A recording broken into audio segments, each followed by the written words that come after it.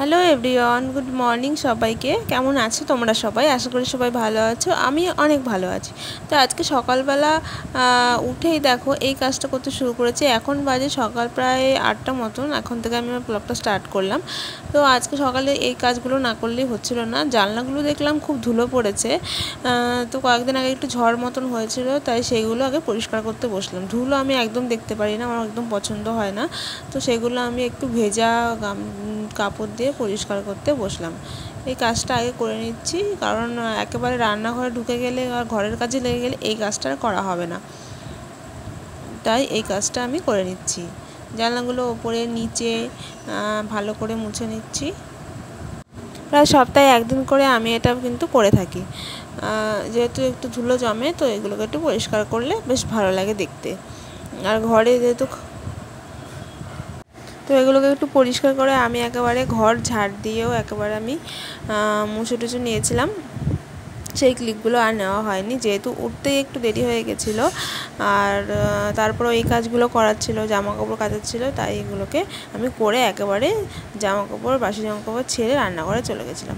রান্নাঘরে গিয়ে প্রথমেই দেখো আমি পেঁয়াজ কাটতে বসে গেছি। বরের আজকে আবদার হয়েছিল পেঁয়াজই খাবে, তো তাই জন্য প্রথমে আমি পেঁয়াজটাকে কেটে নিচ্ছিলাম, কারণ এই কাজটা যেন সবচেয়ে কঠিন লাগে, চোখ ফুক জ্বালা করে প্রচণ্ড।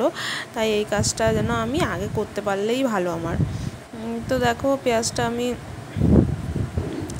ভালো করে ছাড়িয়ে আগে কিন্তু জলে ডুবিয়ে দিয়েছিলাম, তবুও যেন আমার চোখ জ্বালা করে, কেন জানি না। যতই আমি জলে ডুবাই যাই করি, কারণ এই দেখো আমার চোখ জ্বালা কিন্তু অলরেডি শুরু হয়ে গেছে।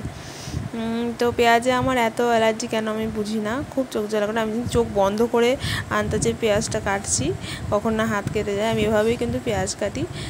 তো আগে থেকে অনেকক্ষণ আগে জলে ভিজিয়ে রাখলে ভালো হয়, তবুও আমার চোখ জ্বালা করে। তারপরে দেখো বর এখানে নিয়ে এসছে একটা স্লাইস করা রুটি, সে নাকি বাটার দিয়ে রুটি দিয়ে খাবে। তো তারপরে দেখো এখানে বাটারটা একটুখানি চাটুতে দিয়ে তারপরে এখানে রুটিগুলো সেঁকে নিচ্ছে।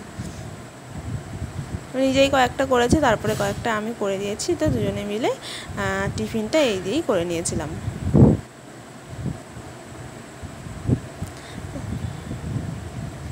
দেখো পরপর 3-4টে রুটি একেবারে এই বাটার দিয়ে টোস্ট কিন্তু খেতে কিন্তু ভালোই লাগে, বেশ একটু নোনতা নোনতা লাগে। আর দেখো হয়েও গেছে প্রায় সবগুলো শেখা। এখন নিয়ে যাচ্ছি ঘরে, এগুলো খেয়ে সেরে নেবো। তারপরে দেখো আজকে এত গরম ছিল, তো রান্না করতে করতে খালি ঘরে এসে ফ্যানের তলায় বসলাম। ভাবলাম লেবু আছে ঘরে, তো একটু শরবত বানিয়ে খাই। তো শরবত বানিয়ে আমিও খেলাম, সবাইকে দিলাম। তারপরে দুপুরে খাওয়া দাওয়া সেরে একটু শুয়েছিলাম। আর বিকালের দিকে দেখো চলে এসছে একটুখানি ছাদে। তো একটু ওয়েদারটা একটু অন্যরকম, ঝড় হবে, ঝড় হওয়ার কথা রয়েছে, যেহেতু ঝড় একটু মেঘলা মেঘলা ভাব। তো তারপরে ছাদে একটু ঘুরে দেখো নিচে চলে গেছে। সেই সকালে পাউরুটি ছিল, সেটাকে আবার আমি একটু পুড়িয়ে খাচ্ছিলাম। আমার পুড়িয়ে খেতে কিন্তু খুব ভালো লাগে। আর তারপরে দেখো এখানে কড়া বসে দিয়েছি, করবো আলুর তরকারি। তো এখানেই ব্লগটা শেষ করছি, দেখা হচ্ছে পরে।